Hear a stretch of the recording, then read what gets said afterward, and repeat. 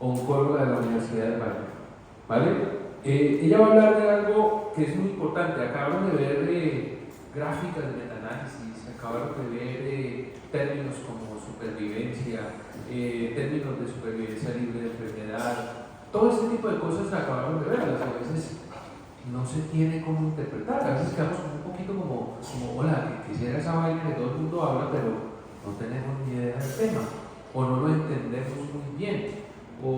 Para eso no hay necesidad de ser epidemiólogo para entender muchas de estas cosas, porque son las cosas claves que al final nosotros debemos saber en la interpretación de un artículo científico o en interpretación de literatura médica. La charla es muy interesante. Mónica la organizado, se llama Tips para entender la investigación en cáncer. Bienvenida, Mónica.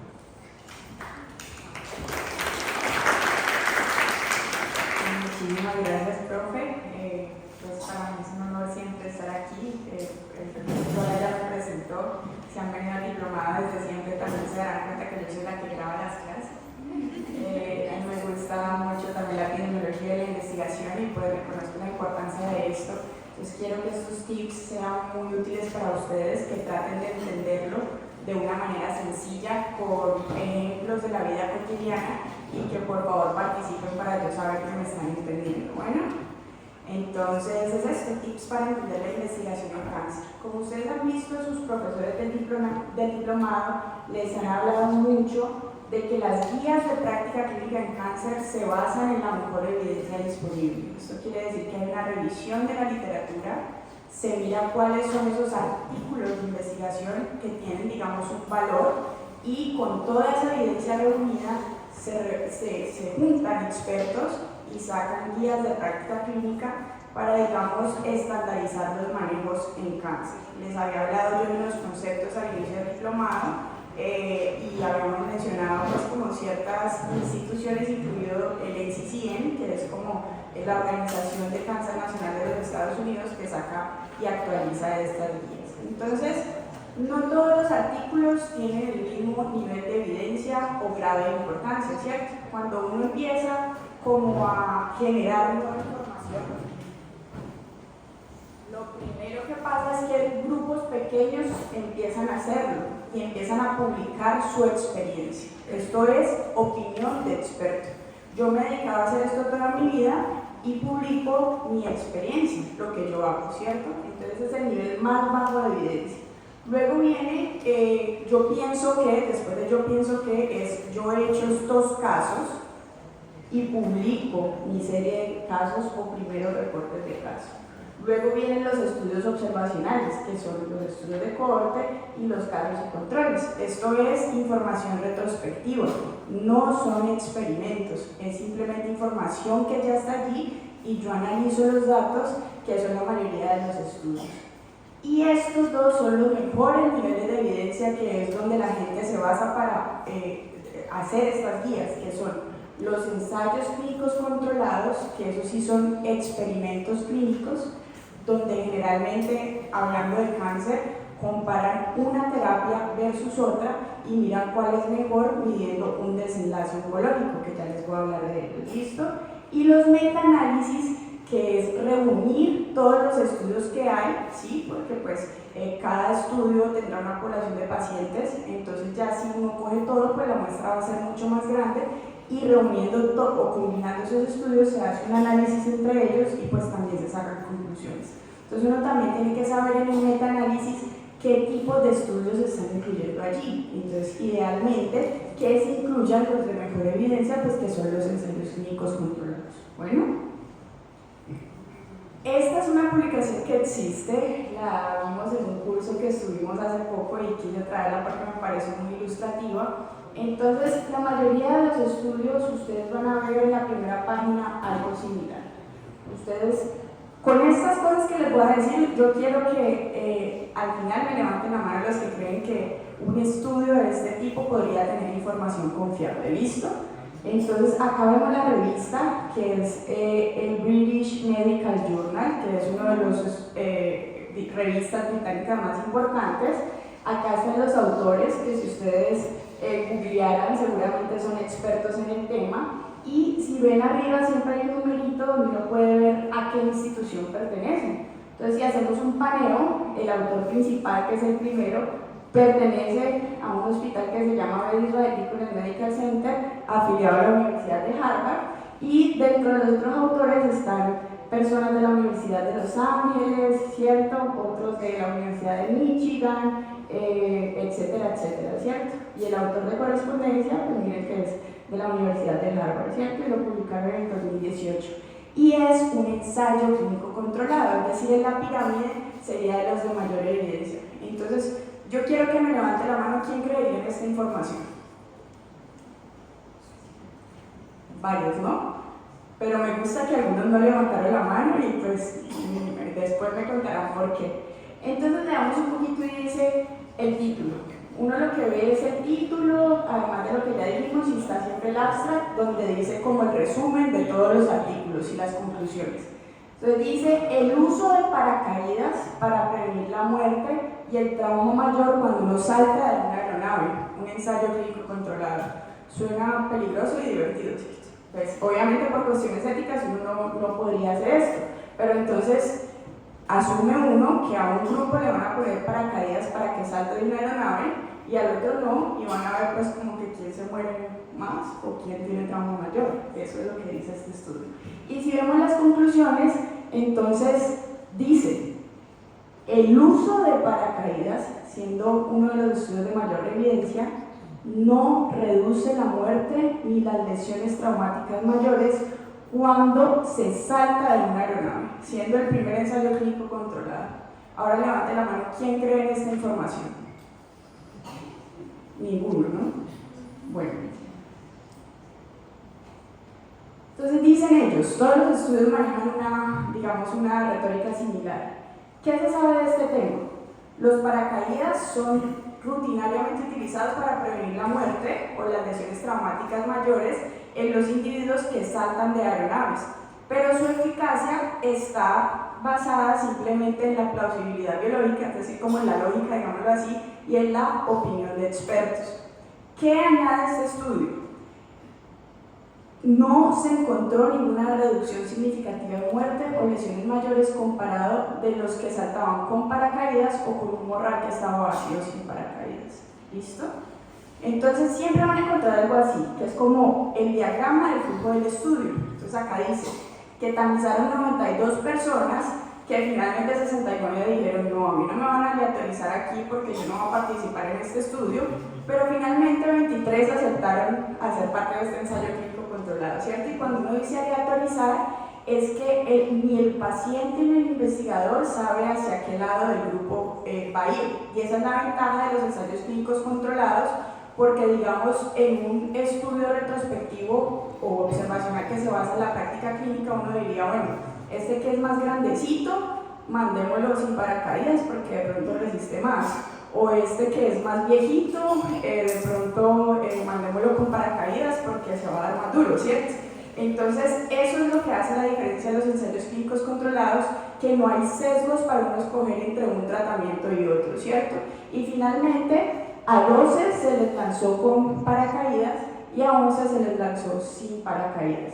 Y hicieron 2 seguimientos, uno a los 5 minutos para ver si se morían o no, y el otro a los 30 días a ver cómo seguían. Entonces ese es el diseño de este estudio. Luego uno lo que va a ver es la tabla 1. Entonces, para que se acuerden, la tabla 1 siempre va a ser la información demográfica de los pacientes que hay en el estudio. Son las características generales de los dos grupos. Entonces siempre hay un grupo que tiene tratamiento de intervención, porque es un experimento como ya les dije, y un control, que son los que no están recibiendo el tratamiento o la intervención. En este caso, los que sí saltaron con paracaídas y los que no saltaron. Y eso es lo que les digo, que la ventaja de que esto sea al azar, de que vayan a un grupo u otro, ¿cierto?, es que al final las características van a ser muy parecidas. Entonces la edad va a ser similar, en los dos grupos será 38 años por ejemplo, la proporción entre mujeres y hombres pues también más o menos. Entonces eso es lo que hace un ensayo clínico controlado y por eso la importancia. Y luego uno se tiene que preguntar es exactamente qué está midiendo el estudio, que en otras palabras significa cuál es el desenlace. los desenlaces del estudio, y siempre hay primarios que son los más importantes y hay otros enlaces que son secundarios. Entonces, en este estudio, el desenlace primario fue muerte o lesión traumática mayor. ¿Listo? Y aquí lo ponen. ¿Cuántas muertes hubo en los que saltaron con paracaídas y cuántas muertes hubo en los que no saltaron con paracaídas? Y aquí ponen que cero, que ninguno se murió en ninguno de los dos grupos. Y cuando ustedes van analizando los resultados, como estamos comparando, uno tiene que mirar si la diferencia es estadísticamente significativa o no, que eso lo han escuchado yo creo que en sus clases de epidemiología los que lo han tenido. Entonces, para eso, para uno saber si hay una diferencia significativa, o sea, matemáticamente creíble, les van a dar casi siempre dos valores, el valor de la P y un intervalo de confianza, cualquiera de los dos. Y ustedes con cualquiera de los dos pueden darse cuenta si la diferencia es estadísticamente significativa o no. Entonces, miren que aquí el valor de P, en la mayoría de los desenlaces que ellos midieron, hablan de que es mayor a 0.9. Entonces, hablemos un poquito de qué significa el valor de P, porque yo pienso que si uno entiende, es cuando uno comprende las cosas desde la lógica, es que a uno se le queda la información en el tiempo. Entonces, presten atención, el valor de P es la probabilidad de que yo cometa un error. Ese error se llama de tipo 1. El error es que yo rechazo una hipótesis nula que es verdadera. En palabras más sencillas, es que yo digo que sí hay una diferencia entre los grupos cuando en realidad no la hay, y eso es un error pues que es grave, ¿no? Entonces, por convención han dicho, si la P es menor de 0.05, que si yo lo multiplico por 100 sería menor al 5%, un porcentaje, ¿cierto? Yo rechazo la hipótesis nula. ¿Qué es la hipótesis nula? Es que si hablamos de ese estudio, la hipótesis nula sería que ambos grupos se mueren en igual proporción al momento del impacto, es decir, no hay una diferencia. Y la alternativa es que sí hay una diferencia, que un grupo se muere más que el otro. Entonces, el error tipo 1 sería concluir que los que no tienen paracaídas se mueren más que los que usaron paracaídas en el momento del impacto, pero que esta conclusión no fuera cierta. Es decir, yo decir que sí hay una diferencia cuando no la hay. ¿Hasta ahí bien?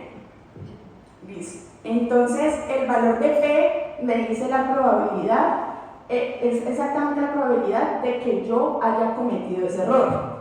Entonces, el umbral, ¿ustedes qué creen de la P? ¿Sería un porcentaje alto o un porcentaje bajo para yo decir que este estudio es confiable? Si a ustedes les dicen la probabilidad de que yo cometa este error, es decir, de llegar a una conclusión errónea, es cercana al 100%, ¿eso es bueno o es malo? Es malo, ¿cierto? Entonces, la idea sería que ese valor sea más cercano a 0. Es como si yo digo, digamos, hablando de aviones, una aerolínea tiene un vuelo Cali-Medellín todos los días a las 7 de la mañana. ¿Quiénes creen que el 100% de las veces eso se cumpla y el avión salga puntual? Nadie, ¿cierto? Es como imposible. Pero puede ser que haya algunas variaciones. Si yo les digo, la aerolínea es puntual en el 5% de las veces, ¿quiénes creen subjetivamente que esa aerolínea es puntual? Muy poco, ¿cierto? Si yo digo el 50% de las veces sale puntual, ¿quiénes consideran que es una aerolínea muy puntual?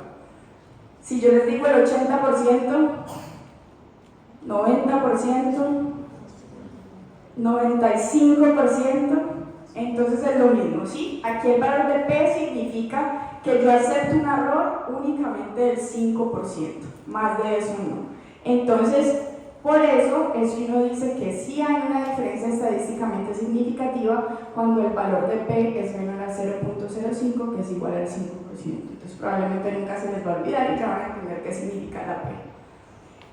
Entonces, ¿qué dijo este estudio al final? Que el uso de paracaídas frente a una mochila de control no redujo la muerte ni las lesiones traumáticas mayores en participantes que se saltaron de los aviones.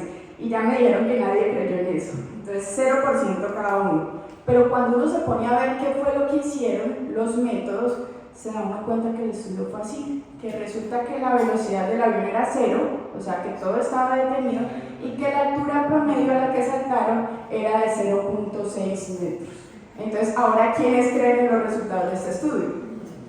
Todos, ¿cierto? Pero entonces ahí vienen dos conceptos que son la validez interna y la validez externa. Entonces, si el 100% de los que estamos en este sitio nos tiramos en estas mismas condiciones, ¿cuántos creen que nos vamos a morir? Ninguno, ¿cierto?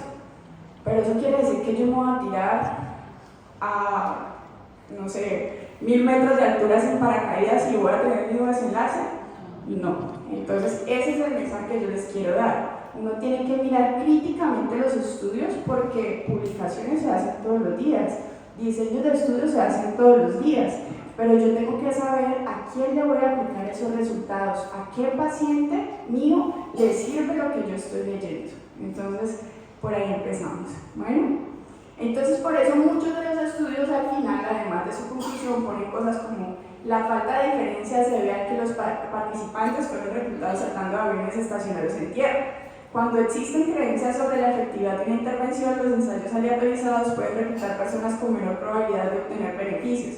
Aunque se puede recomendar que los saltos desde aviones pequeños y estacionarios no requieren paracaídas, se debe usar el juicio individual para aplicar estos hallazgos a mayores altitudes. Y esa es la validez interna. Si yo tengo pacientes con las mismas características que están saltando a la misma distancia como la imagen, tiene validez interna, pero yo no puedo aplicar eso a todo el mundo. Entonces, ya dijimos que vienen los estudios, en este caso fue la muerte. En los estudios oncológicos ustedes generalmente van a ver estos desenlaces. Primero, supervivencia global. Muchos de los profesores ya les han hablado de eso. ¿Qué significa supervivencia global? Esto se mide en porcentaje y en tiempo. Entonces significa que desde el momento en que yo inicio el tratamiento, ¿qué porcentaje está vivo a tanto tiempo? ¿Listo? Entonces, supervivencia global es cuánto se ha muerto. En el momento que alguien se muera, disminuye este porcentaje. Si yo tengo 100 pacientes, ¿sí? Y a los 5 años están muertos 2, mi supervivencia global a 5 años sería ¿de cuánto? Del 80%, y va disminuyendo. Y esto se puede expresar en porcentaje y se puede expresar gráficamente también, que yo les puedo mostrar. Entonces esta es la más fácil. Y hay supervivencia global en general, así suena redundante, que es que el paciente que tiene cáncer se murió, pero se murió por cualquier causa, y hay supervivencia específica de la enfermedad. Es decir, que usted pudo comprobar que la causa de muerte de ese paciente fue relacionada con el cáncer que ese paciente tenía. ¿Listo? Ese es uno de los desenlaces oncológicos que ustedes lo van a ver casi en todos los estudios. Otro es supervivencia libre de progresión. A mí me encanta porque esto es muy fácil porque en realidad el nombre lo dice todo. ¿Qué es progresión? Progresión es que usted tiene un cáncer y si su cáncer está estable, ¿quiere decir que está progresando, sí o no? Ok, pero si usted ve que va creciendo en el tiempo, ¿eso lo considera progresión? Entonces es desde el tratamiento, en el momento en que el cáncer progresó o el paciente se murió, porque es que si el paciente se murió por el cáncer también es una progresión de la enfermedad, ¿o no? Entonces eso significa cuando ustedes vean supervivencia libre de enfermedad, que el paciente tuvo cualquiera de estos dos eventos, o muerte o progresión de su enfermedad. Otro que yo les quiero mostrar, yo les había puesto estas lineecitas aquí, los más comunes es supervivencia libre de eventos. ¿Cuáles eventos? Entonces lo mismo, es como lo mismo de progresión, pero le vamos a añadir uno más, que es que el paciente por alguna razón, no nos importa cuál, haya dejado de recibir su tratamiento. Entonces, supervivencia libre de eventos, que el paciente se muera, la enfermedad progrese o pare su tratamiento. Y la otra es supervivencia libre de enfermedad. Entonces, ¿a qué les suena? Libre de enfermedad porque el paciente en ese momento no tiene cáncer. Entonces aplica, por ejemplo, para los pacientes que se les diagnostica un cáncer, fueron tratados, no tienen enfermedad en ese momento, pero después de meses o años la enfermedad vuelve a aparecer. Entonces ahí se considera que sucede este evento. ¿Hasta ahí vamos bien? Listo. Y acá en este artículo, pues si lo quieren revisar, que es de donde saqué estas definiciones, quiero mostrarles esta, que se ha puesto de moda, que es respuesta patológica completa. Entonces, como el nombre lo dice, ¿qué les suena? Patológica, pues que la tiene que dar un patólogo, ¿cierto? En la histología. Y respuesta completa, pues es como que respondió al tratamiento completamente. Entonces, este desenlace lo están utilizando mucho para medir los estudios que implican neoadyuvancia. Entonces, como ustedes ya saben, la neoadyuvancia es la terapia antes de la cirugía para ver si el tumor disminuye y uno puede operar. Pero como los medicamentos y la radioterapia y todo este manejo multimodal ha evolucionado tanto, muchas veces nos llevamos la sorpresa de que el tumor desaparece completamente.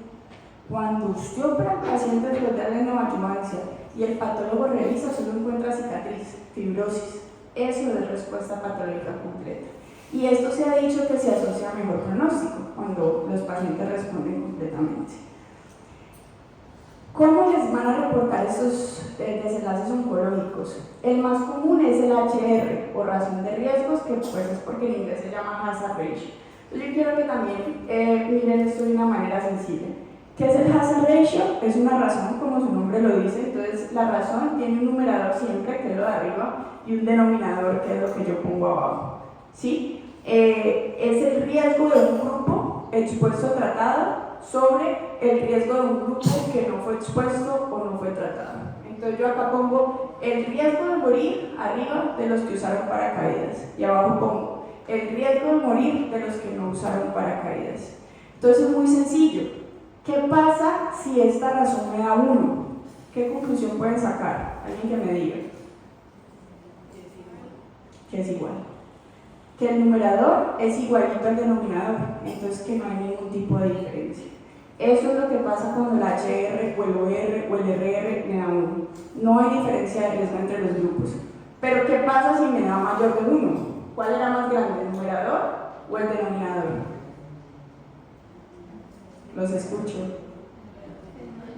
El numerador, ¿cierto? Quiere decir que esto, o sea, había más riesgo con el tratamiento, con la exposición. Entonces lo mismo, si yo fumo, tengo más alto riesgo de cáncer de pulmón.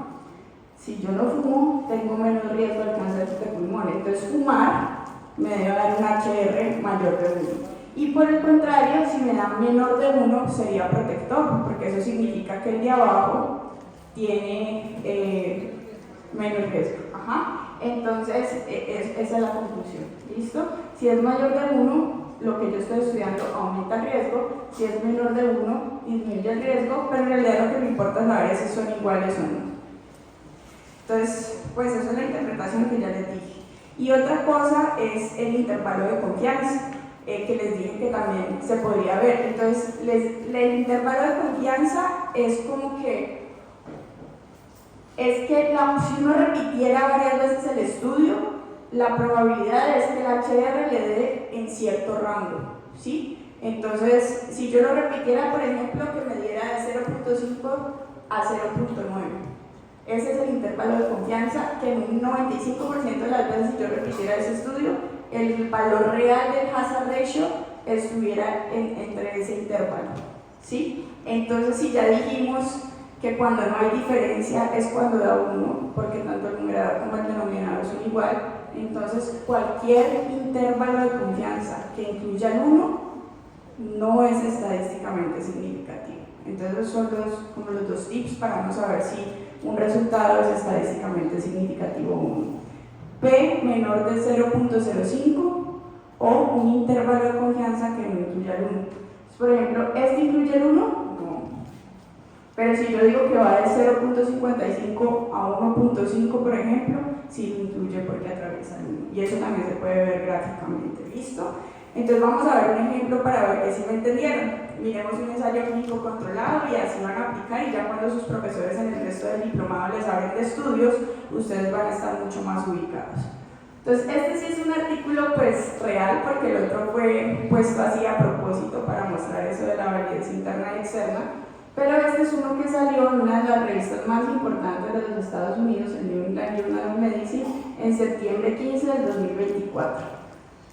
Aquí lo que hacen es darle un medicamento a cáncer de mama en estadio temprano del subtipo molecular más agresivo. No tenemos que saber detalles, sino que es eso. Miran si les sirve o si hay un beneficio dando ese medicamento a las pacientes con cáncer de mama temprano. Y pues uno puede ver aquí lo que uno dice, de dónde son los autores, etcétera, etcétera. En todos los estudios ustedes van a encontrar también el diseño. Entonces el diseño les dice eso, a qué altura estaba el avión, todo eso, entonces para que uno no vaya a caer en conclusiones erróneas o vaya a aplicar estudios a otros pacientes. Entonces el estudio dice, 2 brazos, al azar uno lo manda para cada uno, entonces le dan pembrolizumab y quimioterapia a un brazo, mientras al otro brazo le dan la quimioterapia convencional, ¿sí? Entonces lo que está haciendo este estudio es mirar si la adición de ese nuevo medicamento sí tiene algún impacto o no en ese tipo de pacientes. Y pues al grupo que no le dan pembrolizumab, pues para que no se den cuenta que no están tomando medicamento, le dan una pastilla que no tiene ningún compuesto clínico, que es el placebo. Después de eso los operan y luego también le dan pembrolizumab. Si es después de la cirugía, ¿sería no adyuvante o adyuvante? Adyuvante. Entonces, clarísimo el diseño del estudio, ¿cierto? Luego uno tiene que mirar qué van a medir. Entonces, miren, en este caso, el desenlace del estudio es respuesta patológica completa, que tiene sentido, ustedes ya saben qué es, porque es un estudio donde les van dando terapia neoadyuvante. Y también están midiendo supervivencia libre de eventos, que ya también les mostré que es uno de los desenlaces oncológicos más comunes. Entonces miren que con esas bases ustedes ya pueden prácticamente entender, a grosso modo, cualquier estudio relacionado con cáncer. Y pues otro tipo de desenlaces secundarios que aquí los definen. Siempre que ustedes vean como los suplementos de los estudios les dicen o les definen cada desenlace. Entonces, por ejemplo, supervivencia libre de eventos es el tiempo desde la aleatorización a la primera ocurrencia de cualquiera de esos eventos, progresión de la enfermedad, recurrencia local a distancia, que aparezca un segundo primario o muerte de cualquier causa. Entonces ustedes ya saben que están midiendo. La tabla 1, como les dije, me da siempre las características demográficas de los dos grupos. Entonces ustedes saben que es bueno que sean similares, que la edad sea similar, 49-48, ¿sí? El estado premenopáusico, por ejemplo, pues aquí 55% y 56%, entonces que todo sea bien parecido. Y luego, generalmente en las siguientes tablas lo que van a encontrar es el resumen del desenlace primario. Entonces ya dijimos que en este estudio es la respuesta patológica completa y los 2 brazos están aquí. Entonces ya sabemos que un brazo fueron los que les dieron pembrolizumab y quimioterapia y el otro brazo fueron los que les dieron el placebo y quimioterapia. Entonces ustedes miran acá el número de pacientes de cada uno y el porcentaje de pacientes con respuesta patológica completa. Entonces aquí les dice que los que recibieron pembrolizumab en el esquema pues, que les mostré en el diseño del estudio, 64% hicieron respuesta patológica completa y en los que no se les dio pembrolizumab, el 51% les hicieron respuesta patológica completa.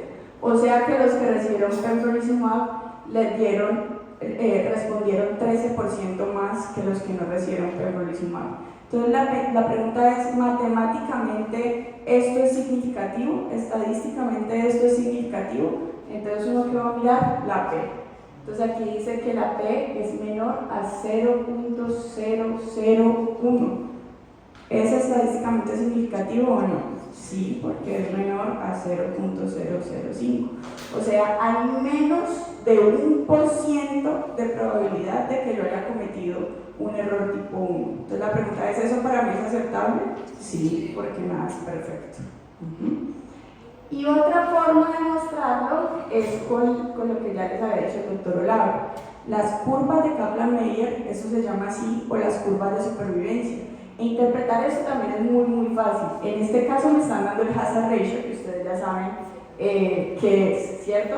Y me dicen que el hazard ratio de darle pembrolizumab a los pacientes, en este caso no tienen que mirar qué están midiendo supervivencia libre de eventos, ¿cierto? Es 0.63. ¿Protector o factor de riesgo? Protector. Entonces yo quiero saber, ¿sí? Pues como es menor de 1, yo digo es protector. Pero yo quiero saber si hay una significancia estadística. Entonces, ¿qué miro? El intervalo de confianza al 95%. Y miro si atraviesa qué número. El 1. ¿Y en este caso lo atraviesa o no? No.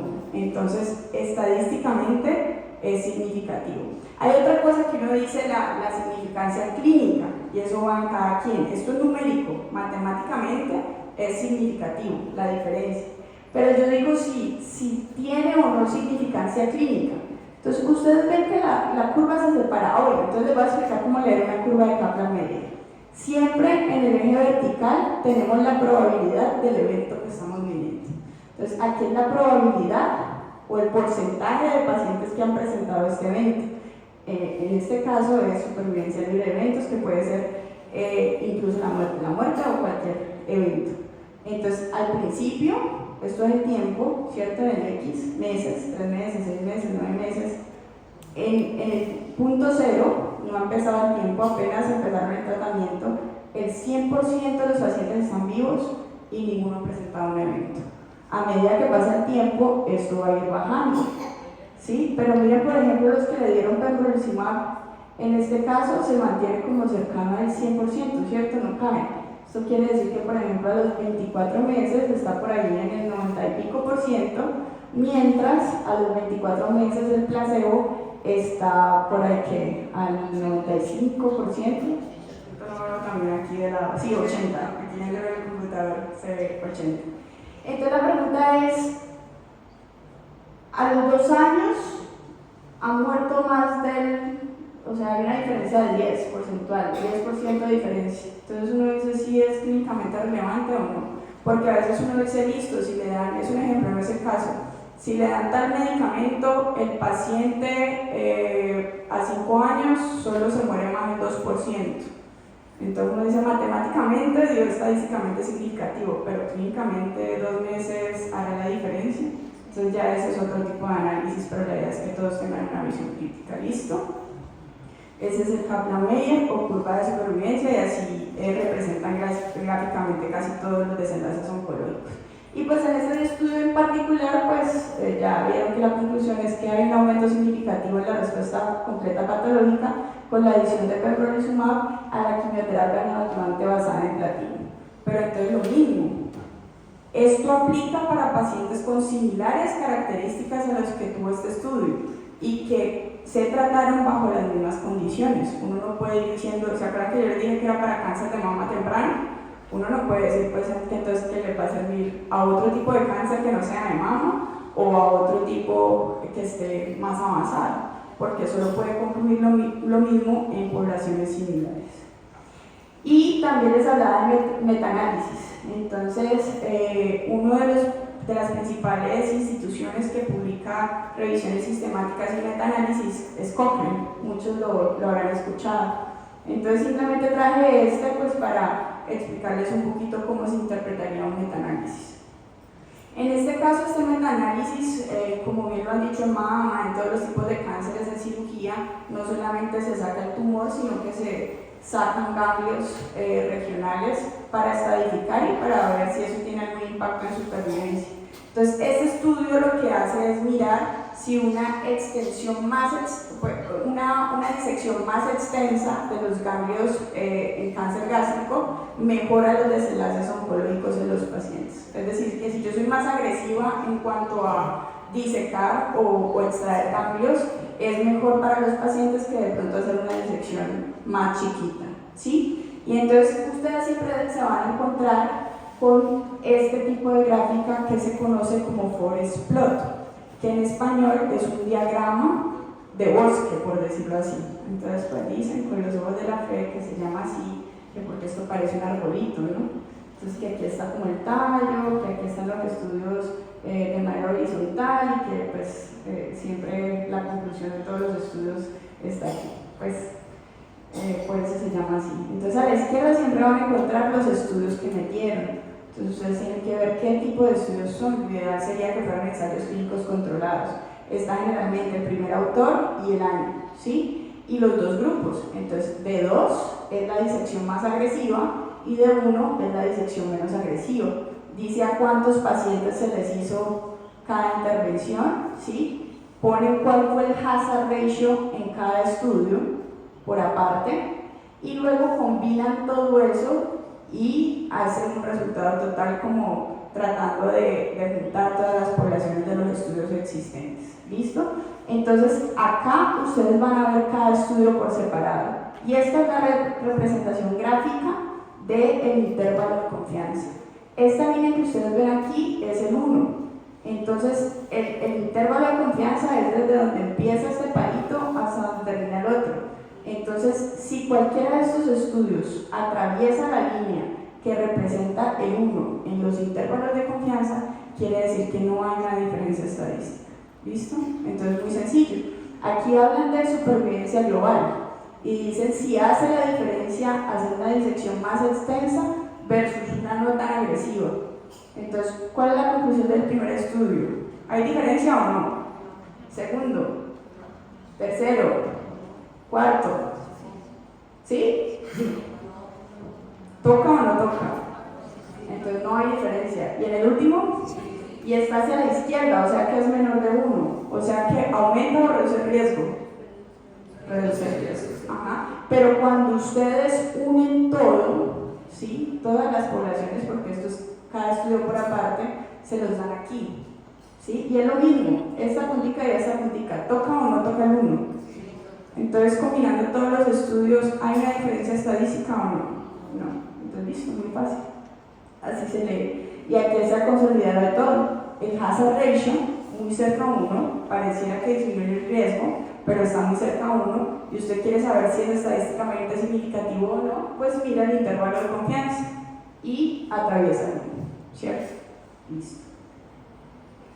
Igual, aquí lo que hacen es medir otro de los desenlaces oncológicos, supervivencia específica de enfermedad, y la misma cosa.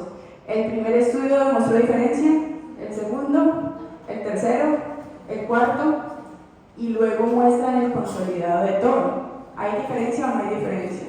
O sea, reduce el riesgo, ¿cierto? Entonces la conclusión es que si yo reviso supervivencia global, no hubo ninguna diferencia entre hacer un de 2 y un de 1, pero si yo miro supervivencia específica de la enfermedad, sí se disminuiría si yo hago una disección más extensa supuestamente, ¿cierto? Entonces esa es la manera de leer, y eso era lo que les quería compartir en la primera página. No sé si tienen preguntas, si todo está claro.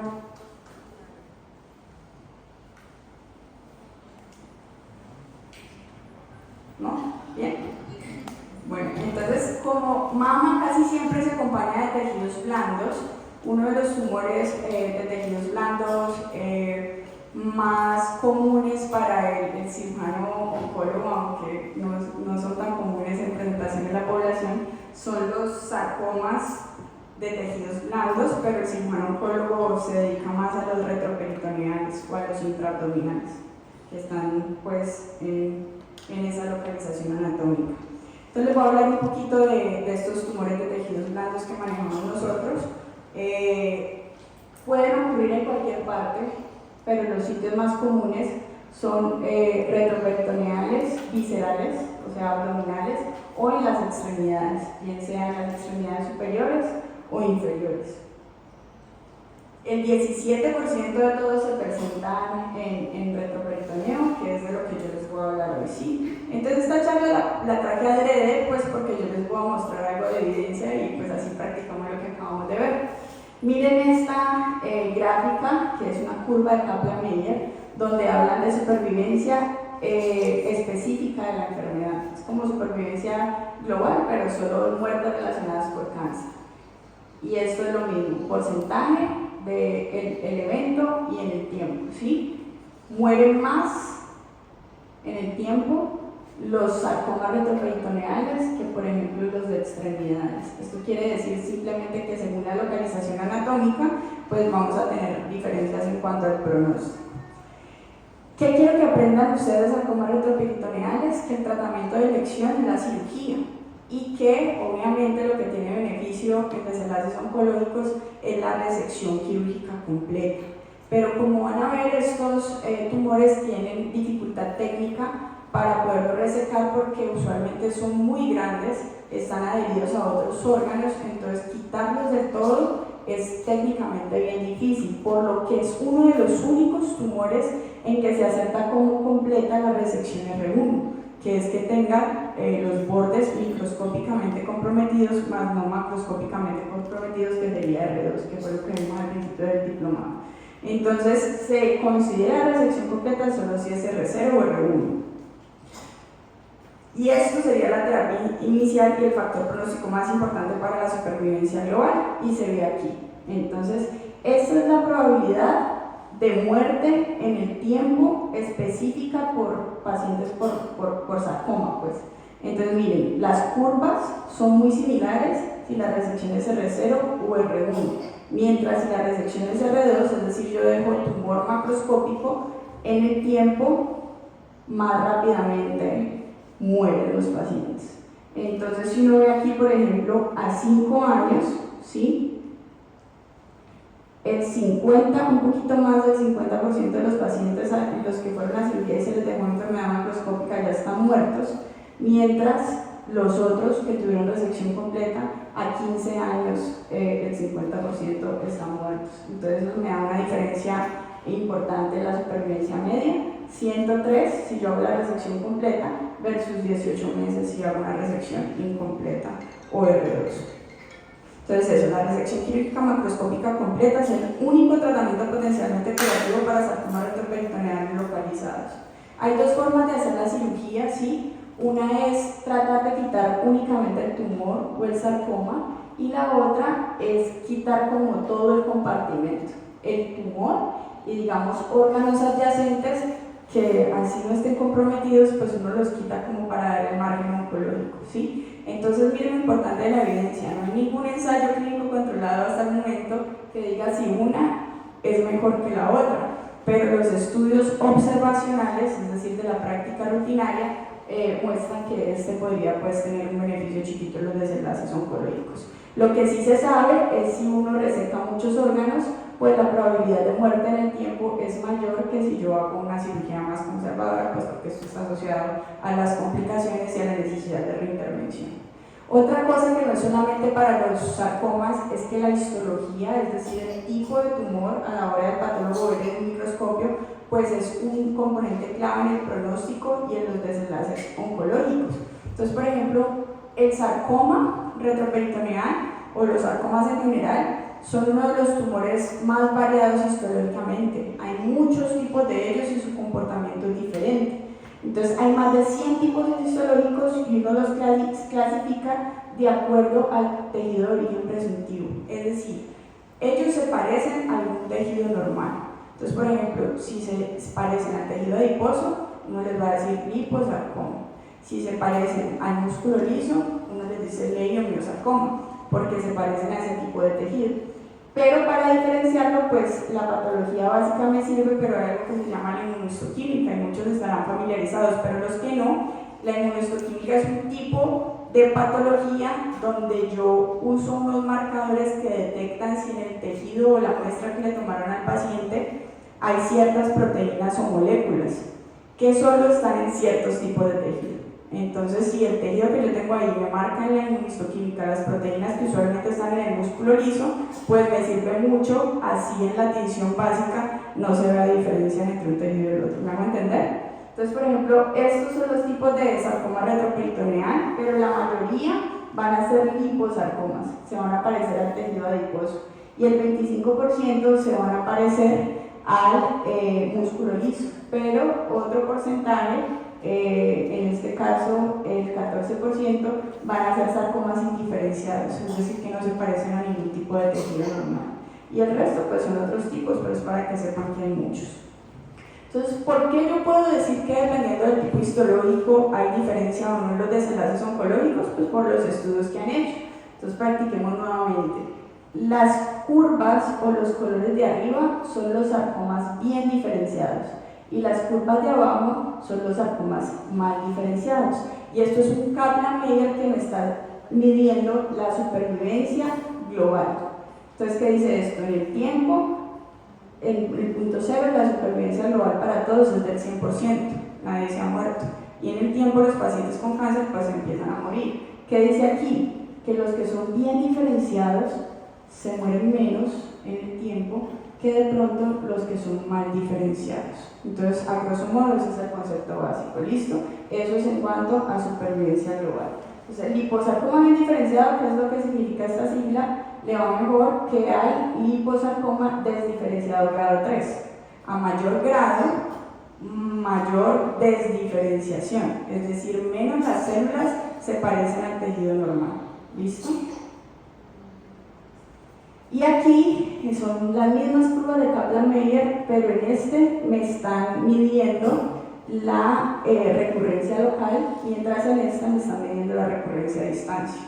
Pues las palabras lo dicen, ¿no? Recurrencia local es que vuelve a aparecer el tumor en el mismo sitio o en las áreas adyacentes a donde estaba anteriormente, y a distancia pues es como en un órgano lejos a donde estaba el tumor inicial. Entonces, ¿qué se ha visto? Que varía también según el tipo histológico. Pues esto no es para que se lo aprendan de memoria, sino que es para practicar lo que ya hemos visto. Entonces aquí dice que, por ejemplo, los sarcomas mal diferenciados, ¿sí? O a cambio, los sarcomas bien diferenciados tienen menor riesgo de hacer recurrencia a distancia, mientras de pronto son más propensos a hacer recurrencia local. ¿Listo? Eso es lo que significan estas gráficas. Entonces de ahí, pues para que veamos un poquito del manejo, parte la base de que de pronto la radioterapia pueda servir más en aquellos que tienen recurrencia local, ¿sí? Porque la radioterapia, como ya lo dijo el doctor Ortiz y el doctor Tobías, actúa a nivel local, mientras la quimioterapia podría ser más útil en los tipos histológicos de sarcoma que hacen recurrencia a distancia, porque la quimioterapia es un manejo sistémico, entonces va a estar actuando en todos los órganos y no a nivel local. Entonces, esto es para que entiendan que así es que surgen las conductas de manejo y los consensos y las prácticas clínicas actuales. Entonces ya sabemos que por esas gráficas uno puede llegar a la conclusión de que sí hay diferencias en el comportamiento de acuerdo con el tipo histológico. Entonces, hemos hablado en toda la primera parte del diplomado de la importancia de la terapia multimodal. Entonces, miren que este tipo de tumores es bien complejo. ¿Ustedes creen que los pacientes se beneficiarían de un abordaje multimodal? ¿Sí o no? Claro. Y que va a depender y va a variar de acuerdo al tipo histológico, ¿sí? De acuerdo a la localización y pues muchos factores como resecabilidad, ¿no? Recordando que incluye el manejo multidisciplinario, y el sarcoma es, digamos, un ejemplo perfecto, es mirar los datos patológicos, las características del paciente, las imágenes, en este caso la información de la inmunohistoquímica, incluso alteraciones genéticas y moleculares, y en grupo de personas expertas, mirar qué tratamientos hay disponibles y mirar cuál es la mejor opción para un paciente de acuerdo a la mejor evidencia disponible o a las guías de práctica clínica actuales. Entonces, pues para mirar si sirve o no a quienes se le da radioterapia neoadyuvante versus operarlos de una vez, son dos estudios los que vamos a discutir nada más para practicar lo de la epidemiología. Está el STRAS, ¿sí? Que es un ensayo clínico controlado donde en los pacientes con sarcoma retroperitoneal querían ver si era mejor darle radioterapia preoperatoria o llevarlos a cirugía de entrada.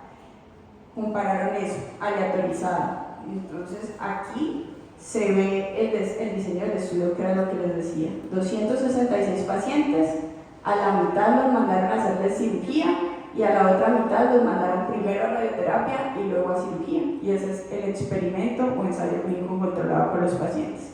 ¿Qué midieron? Supervivencia libre de recurrencia abdominal. El nombre lo dice todo. ¿Cuánto tiempo se demoraban los pacientes desde el tratamiento, desde la aleatorización, en desarrollar recurrencia abdominal? Es decir, recurrencia local. Y pues la definen, todos los estudios tienen la definición. La tabla 1, las características demográficas. Entonces miren que aquí me da algo que es muy interesante, y es que el 75% en ambos grupos, ¿sí?, eran liposarcomas, 75 aquí y 74%. La mayoría liposarcomas, pero también había otros tipos de sarcomas. Entonces, cuando hicieron la comparación, este fue el desenlace primario, que fue supervivencia global en todos los pacientes. Uno ve aquí cómo van bajando las curvas, y digamos que a grosso modo uno lo ve muy similar, ¿no? Entonces ve el hazard ratio. El hazard ratio dice que es de 1.5 O sea que si uno va a sacar una conclusión rápida, pues no habría diferencia entre un manejo y otro, ¿sí? Aquí está incluyendo todos los pacientes. Y el intervalo de confianza, cuando uno lo ve, cruza el 1, o sea, no es estadísticamente significativo, y la P le da mayor a 0.05, o sea que no hay diferencia estadística. Si uno va a sacar una conclusión rápida aquí, en esta población que les acabo de mostrar, no hubo diferencia en cuanto a supervivencia global entre darle radioterapia inicial a darle o a llevar la cirugía directamente. Pero ¿qué pasa? Pues como a uno no le gusta como que los resultados estén negativos, ellos hicieron un segundo análisis y dijeron de pronto es porque como ahí están metidos todos los tipos histológicos en la misma bolsa, por eso es que no logramos demostrar una diferencia estadística. Entonces ahora metamos solamente un tipo de sarcomas, un tipo histológico que tenga alta tasa de recurrencia local, porque ese es el grupo al que le podría servir la radioterapia. Entonces miren que los estudios observacionales previos de esas gráficas que miramos al principio sirvieron como base para plantearse una pregunta de investigación o para hacer algo mucho mejor dirigido. Entonces ya cuando ponen solamente liposarcomas, entonces ven que el HR les da 0.62, menor de 1. Y cuando uno ve el intervalo de confianza, dice, de todas maneras cruza el 1. O sea que si bien pareciera que sí reduce el riesgo, cruza el 1. Entonces no alcanzan tampoco a demostrar una significancia estadística. ¿Cuál es el problema? Que uno no debería hacer esos análisis secundarios. Análisis secundarios es que yo ya hice mi estudio y después me invento más preguntas para hacerles análisis estadísticos a ver qué me da. Los estudios serios plantean todas sus preguntas antes de desarrollar el estudio, pero igual a veces lo reportan y cuando lo reportan los investigadores tienen la responsabilidad de decir que es un análisis secundario. Eso es lo que significa un análisis secundario o post-hoc. Esa es la conclusión, que no hay beneficio de supervivencia con radioterapia preoperatoria en este ensayo clínico y en cirugía. Después, para que no quede ese mensaje, salieron otros estudios donde sí pareciera que la radioterapia, sobre todo en esos tumores que uno no sabe si son factibles de dejar R0 o R1, la radioterapia podría tener un gran beneficio para volverlos resecables en esos liposarcomas bien diferenciados. Y pues hay otro que está en curso, que es para saber si sirve darles quimioterapia neoadyuvante. Entonces lo que les decía, pues ¿para qué vamos a probar en los que tienen baja tasa de recurrencia a distancia? Si esos probablemente les sirve más la radioterapia que la quimioterapia, ¿cierto? Entonces están llevando a cabo este estudio que compara darle quimioterapia antes de la cirugía en aquellos que tienen alto riesgo, pero ya en el otro grupo de recurrencia a distancia, porque a esos son los que les sirve la terapia sistémica. Pero ese estudio todavía no está hecho, entonces eso es para mostrarles y enseñarles otra cosita, y es que uno puede meterse a un sitio que es este clinicaltrials.gov y puede ver qué ensayos clínicos controlados están llevándose a cabo en este momento, que probablemente en el futuro van a cambiar la evidencia, pero cuyos resultados aún no han salido y no han sido publicados. Entonces todo ensayo clínico serio de cualquier enfermedad que esté siendo llevado a cabo en el mundo está reportado en esta paginita. Y ustedes pueden encontrar esta información como un pequeño resumen, cuándo empezó el estudio, cuándo se espera o se estima que termine, ¿sí? Cuántos pacientes piensan involucrar, el tipo del estudio y qué fase. Yo recuerdo que la doctora Román en la primera charla les mencionaba que estudios de fase 3, digamos que hay a manera sencilla, estos son los más confiables porque los estudios pues tienen unas etapas, fase 1, fase 2, fase 3. Los fase 3 son los que son más confiables porque incluyen mayor muestra, ya comparan un tratamiento con otro que ha mostrado indicios de que sirve y que es seguro, mientras el 1 y el 2 son como estudios pilotos, por decirlo así, entonces para que lo tengan en cuenta también. Este sería el diseño de este estudio, entonces un brazo, cirugía de frente, y el otro brazo, neoadyuvancia con quimioterapia. Y miren que le dan un esquema diferente dependiendo de la histología, que este por ejemplo es liposarcoma desdiferenciado o mal diferenciado, y este es leiomyosarcoma, Entonces, me parece que es un estudio que está muy bien diseñado porque parte, digamos, de evidencia que ya hay de estudios observacionales que muestran que en estos es que podría servir la quimioterapia y que tiene en cuenta, no como en el anterior, los tipos histológicos. Era para mostrarles eso. Y lo otro importante pues, es ver qué están midiendo. En este caso, en este estudio van a medir supervivencia libre de enfermedad. Y eso es lo que me permite a mí generar las guías de práctica clínica.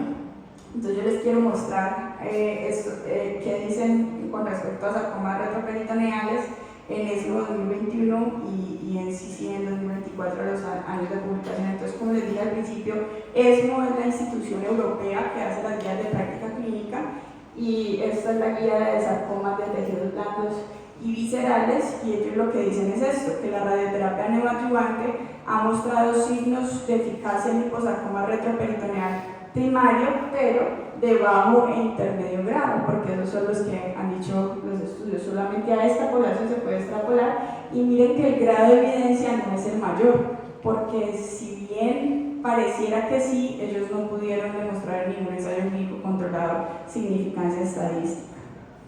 Y en CICIEN, ¿qué dice? Acá abajo es lo de sarcoma, dice que si se puede, cirugía, porque ya dijimos que es el único tratamiento potencialmente curativo para todos los sarcomas, pero que en esos sarcomas, aquí miren, dice la K, si uno se viene acá a buscar la K, un segundito, no, dice es aquí, está entre paréntesis, considerar radioterapia para aquellos que tienen alta tasa de recurrencia local y terapia sistémica en L o en M, que son los que tienen alto riesgo de enfermedad metastásica. Entonces, como ya vimos, esto es como el resumen de los estudios o de los ensayos clínicos controlados que les mostré. Entonces, la idea de esta charla es ilustrarles cómo se construyen esas guías y en qué se basa o cómo estudian y analizan la evidencia. ¿Listo? Y pues ya como para que les quede algo del manejo de sarcomas retroperitoneales, esta es la guía que nosotros los fellows desarrollamos para el Hospital Universitario del Valle, y pues esto debería ser así para todos los tipos de cánceres, que el manejo esté estandarizado y adaptado de acuerdo a lo que hay en cada institución. Entonces, cuando tenemos una sospecha de sarcoma retroperitoneal, lo primero es pues saber los detalles en la imagen. Lo hacemos con una tomografía con contraste intravenoso o con una resonancia, pero este es el que más utilizamos, y ya saben que uno siempre tiene que tener un diagnóstico histológico. En este caso lo hacemos por biopsia percutánea. A mí sí me gustaría decirles eso porque es diferente la biopsia. Hay dos tipos de biopsias percutáneas. Está la citología por aguja fina, que fue lo que les dijo el OVACAF, que lo han escuchado así, que fue lo que les dijo la doctora Román, que no se usaba ya en mama. ¿Por qué? Porque cuando usted hace eso, aspira es células, por eso se llama citología, como el liquidito que tiene algunas celulitas, pero eso a usted no le permite obtener tejido, es decir, que el patólogo no va a poder ver bien como qué tipo de histología es, y mucho menos va a poder hacerle, por ejemplo, pruebas de inmunohistoquímica. Por eso es tan importante que las biopsias se hagan con aguja de Turcut, que tienen un diámetro más grande, y entonces ya no saca unos celulitas o líquidos, sino que saca ya un pedazo de tejido, un cilindro de tejido, y ya sobre ese el patólogo sí puede mirar bien el epitelio y además de eso hacerle pruebas de inmunohistoquímica o incluso genéticas o moleculares si es necesario. ¿Listo? Entonces, biopsia percutánea guiada por imagen con aguja de Turcut. Se hace el diagnóstico del sarcoma, y como son tumores tan complejos, siempre los llevamos a punta multidisciplinar en el HV, y ahí evaluamos con los radiólogos si ese tumor es resecable o no. Y además de preguntarnos si es resecable o no, tenemos que saber si el tipo histológico tiene alta probabilidad de recurrencia local o no. Y ya dijimos que los que tienen alta tasa de recurrencia local son los que son bien diferenciados. Entonces, en eso, si uno tiene duda pues, de la resecabilidad, podría darles radioterapia neoadyuvante y después sí llevarlos a cirugía. Si uno logra una resección completa, que ya les dije que solo en este caso aceptan R1, uno le puede hacer seguimiento. pero si macroscópicamente alguno dejó tumor, lo ideal sería quitarlos, o sea, si es posible, reoperar. Y si no tiene alto riesgo de recurrencia local, pues tratar de hacerle una cirugía en bloque. Y lo mismo, si queda R0 o R1, teniendo en cuenta que hay alto riesgo de recidiva local, de recurrencia local, perdón, se le puede dar adyuvancia y si es R2, cirugía. Pero si uno dice que el tumor es borderline, es decir, que uno cree de verdad que no lo va a poder sacar completamente, pues ese sí sería el candidato directo, si es bien diferenciado, para darle radioterapia, si tiene alta tasa de recurrencia local, o terapia sistémica con quimioterapia, si tiene alta probabilidad de hacer recurrencia a distancia.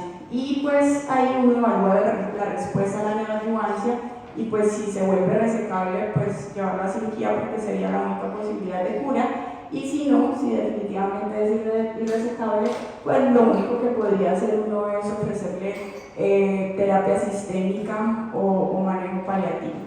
En los únicos casos en los que se acepta que está indicada una cirugía que no va a ser oncológica, que va a dejar tumor adentro, sobre todo en estos pacientes que tienen como tumores de gran tamaño, es que estén sintomáticos. Eso le va a mejorar la calidad de vida, si no tiene mayor riesgo, si le va, por ejemplo, a aliviar la obstrucción intestinal, pues en esos casos se podría considerar hacerlo, pero ya de manera paliativa. Y listo, eso era lo que les quería mostrar.